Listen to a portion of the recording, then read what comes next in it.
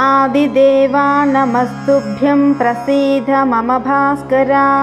दिवाकर नमस्तुभ्यं प्रभाकर नमोऽस्तु ते।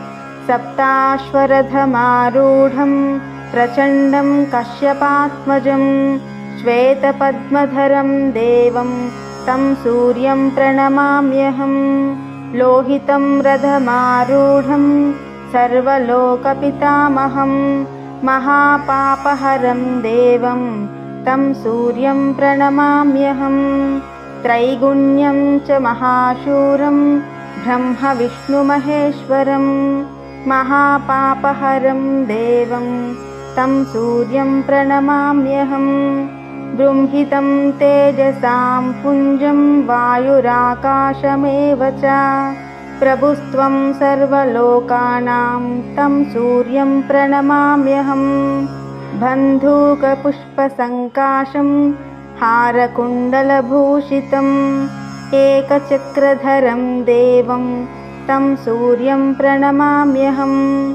तं सूर्यं लोककर्तारं महातेजःप्रदीपनं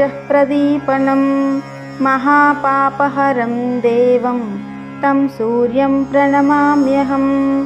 श्रीविष्णुं जगतां नाथं ज्ञानविज्ञानमोक्षदं महापापहरं देवं तं सूर्यं प्रणमाम्यहं।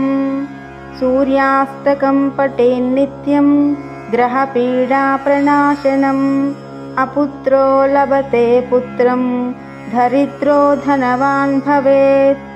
आमिषं मधुपानं च यः करोति रवेर्दिने सप्तजन्म भवेद्रोगी जन्म जन्म दरिद्रता।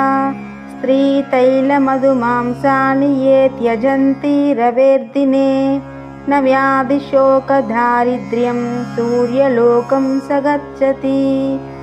इति सूर्याष्टकं सम्पूर्णम्।